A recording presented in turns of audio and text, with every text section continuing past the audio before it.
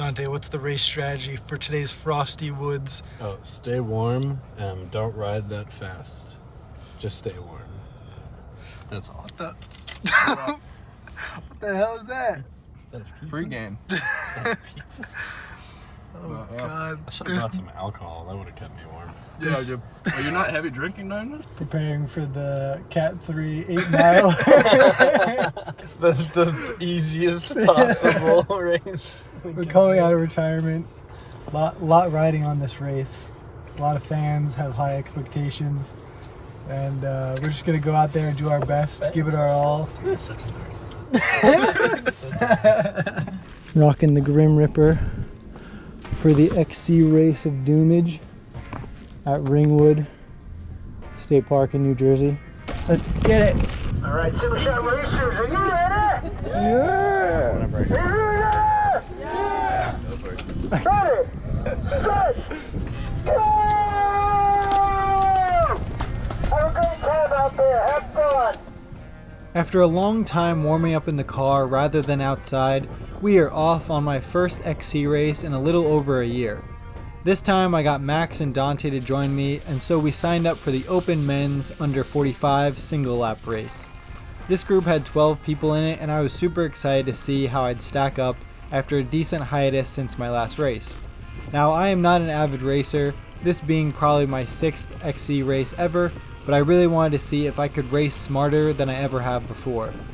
This course features a handful of blue trails in the northern part of Ringwood State Forest and uses a couple gravel roads to traverse the hills. If you are familiar with Ringwood at all, or northern Jersey for that matter, you know how rocky these trails can get. As we got into the woods, I'll point out my first strategy was already implemented. I knew that the first wood section was pretty flowy and it would be very difficult to pass people. This meant I wanted to ensure I was in a good middle ground position as we spread out in the little opener in the parking lot. I was careful not to blow myself up either, as I have in the past. I was confident I could ride this section at everyone's pace while keeping my effort under control. If you take a look at the elevation profile, you can see we had 2 tiny uphills to get started, with 3 200-foot climb and descents to follow. So at this stage, I'm really focusing on warming up smoothly from the cold temperatures and biding my time before the climbs get more technical. While we're at it, I might as well tell you about the bike that I'm riding. Many of you who have seen the channel before may notice my Radical Grim Ripper hardtail. This is a steel hardtail that I've had for about a year now, and I have it set up with 27.5-inch wheels and a 140mm fork. I've got 1x12. You could set it up as single speed, but my god, I would not want to be running a single speed at Ringwood. I've been really enjoying this bike, even on more technical trails, and I like the efficiency of a hardtail, and the steel does take the sting out ever so slightly. And I'm running like 2.35-inch tires, so nothing crazy. Now as we head into some more rocky traversing, it starts to pitch up ever so slightly, and I start to notice I'm catching up to Max, and the group is slowing down a little bit. So I decided to make a pass on Max and see if he decided to follow my wheel so we could start climbing up the first real climb together. As we keep climbing up, it keeps getting more technical. Everyone is settling into a bit of a groove, and up ahead I can see Dante with his flannel shirt and white helmet. So I know that we're still stringing the group together, hasn't gotten spread out too much yet, and that's kind of my plan. I want to make sure that I'm not losing too many people off the front before the first descent. Unfortunately, my dropper post was not working very well in this cold weather, so I actually had to press the lever and pull up on the seat manually to get it to come up, which isn't the worst thing in the world, but I was kind of glad that this course had more significant and sustained uphill and then more downhill, so I didn't have to be constantly putting the seat post up and down. If this was a race on Long Island, the whole seat post issue would have been extremely annoying. What happened, Dante? I don't know. Everything's coming up for breakfast. Oh, good. Did you throw up? No, almost there. So not off to a great start for Dante, but he didn't throw up and he wasn't keeled over, so I'm sorry, Dante. I'm not stopping for you. Up next, I had to pass this guy with the red helmet, and right after that, we crossed the road and continue up the single track hill. Up ahead, I can see a young woman who's pushing the pace really well on a blue pivot, and even though we're not really competing for the same podium, I wanted to get on her wheel and hopefully match her to the top or overtake her and get to the descent before her. So I put in a decent amount of power, try and keep it nice and steady, and as we get to the top, I just kind of lose out on her before she starts to descend. Unfortunately, she kind of slid out a little bit and let me go by before we got to the botanical garden building.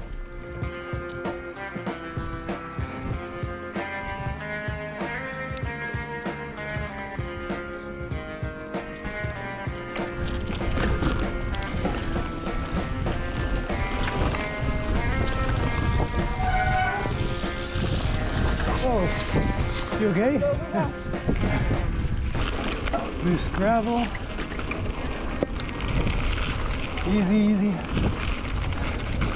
It turned out that that descent was actually pretty short-lived, and after the little gravel road by the botanical garden, we had to go straight back up again, a pretty steep but not too rocky trail, and this is where I really started to get heated up and feeling pretty warm at this point. Now we go downhill a little bit, and I have to say I'm really enjoying the hardtail. I decided to size down sort of with this bike. I got the medium frame, and it's got a 455 reach, which was actually shorter than my old trail bike, but I feel like it really works for these tighter trails.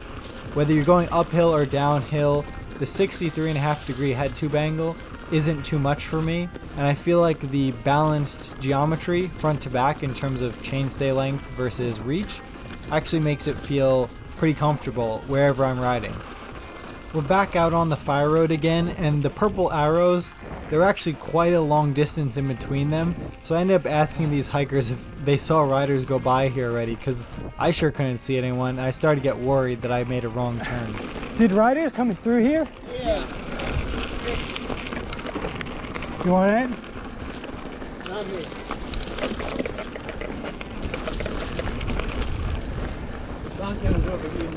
Oh, yeah. Once I realized that Max was actually right behind me, he towed the pivot girl up with him as well, and she passed us both and just started hammering up the fire road. The fire road was really quite pretty. It had a lot of mossy rock, and you can kind of see the ledge of the rock as you winch your way up the hill. But now I was in the same predicament, hoping that I could keep her in view or get ahead of her before we went downhill again. So I put in a good effort to stick with her, and once it kind of leveled out for a second, she kind of gave me the go ahead because we both thought it was about to go downhill, and she wanted me to go in front of her. Okay. Okay. Good push. But actually, this was kind of a false flat, and there was more technical climbing to go. Actually, extremely technical climbing to the tippy top before we got into a bit of a rocky descent.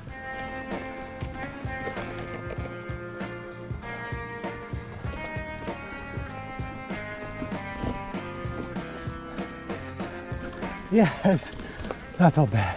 I was actually really proud of my effort on that really rocky section. I nearly came to a halt but was able to power through, and now I could see another guy in blue just cresting the peak of this hill. So now I was like, I can't give up now. I gotta keep on the power so that I can try and get this guy before the descent, keep him in view or pass him as well. And luckily, as we got to the kind of flattish area on top, he pulled over and let me go by, but mostly it was just to get to a bit of a straight shot downhill that wasn't really that technical.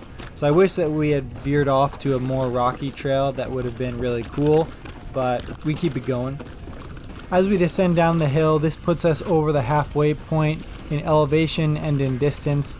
So now I'm starting to think, okay, I can probably empty the tank a little bit more, keep looking ahead to see if anyone is in my view, and put some more effort into it. To fuel this effort, I actually only drank one large water bottle with some electrolytes in it. I didn't actually plan on eating anything since it was only about an hour effort, and unfortunately my GoPro only lasted 45 minutes in this cold, and I was feeling pretty good and wasn't going to stop to change the battery on this one. So basically I'm going to have to just tell you how this race ends, and it ended pretty well for me. Eventually we got into some more pedally, flowy trail, and I think I caught some people that were actually still doing the 2-lap race, but I still follow them and try and pass them like they're a part of my category. You never know. And I just wanted to keep catching people and moving up the chain because I really had no idea how many people were in front of me at this point. This is where I actually had to put in a hard effort since this was probably the biggest climb with some of the steepest pitches and extremely technical in a lot of places. So it felt pretty unrelenting, and as I started to winch my way up, I definitely saw people in the distance, so that just fueled my motivation even more.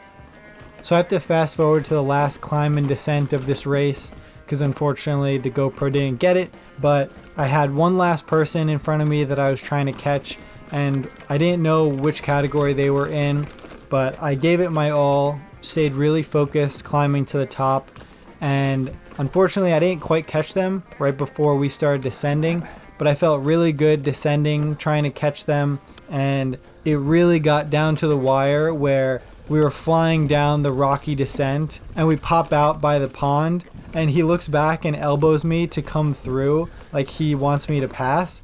But I'm like, why would I want to pass you? We're quarter mile, half mile from the finish line. And I'm thinking, okay, he thinks like we're in the same category or something. So I say I'm good and I stay behind him.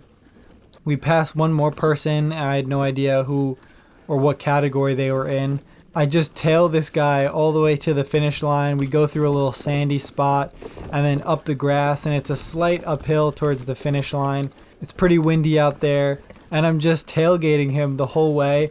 And when we're about 100, 200 feet away, I come around on the left side and just sprint as hard as I could. And he stayed seated, but he kind of knew what I was trying to do and was sprinting too. And I think I edged him out at the finish line. There was no photo finish, unfortunately, but I stuck my head across. I don't know what the time chip would say. Turned out that guy was not even in my category. I think he was older than 45, which is how they split up the age categories, or he did the double lap race. So it was all for naught, but I love getting a final effort like that, really putting it all out there, and it was really a great race. This is the first time I've ever podiumed at one of these, except for when I was younger and I was literally the only person racing. So it was really nice to get third place in a group of 12 guys, and really makes me look forward to doing another race like this. And I especially like when it's more technical. I don't think that I'm going to have the highest flat out cardiovascular endurance, but I am pretty confident in my technical climbing skills, and it was super fun descending on my hardtail. And I kind of like that XC racing, you don't have to absolutely push your limit on the descent. It doesn't really make much sense to do that. You kind of keep it at that threshold, maybe 90%, and you know you have to keep that energy for the climb up and still be in good shape to go descending as fast as you can. So I really like that kind of format, especially in these more technical courses. So hopefully you enjoyed watching this little race recap. Maybe I'll do some more of these in the future, but hopefully you enjoyed watching. And remember, stay venturing, my friends.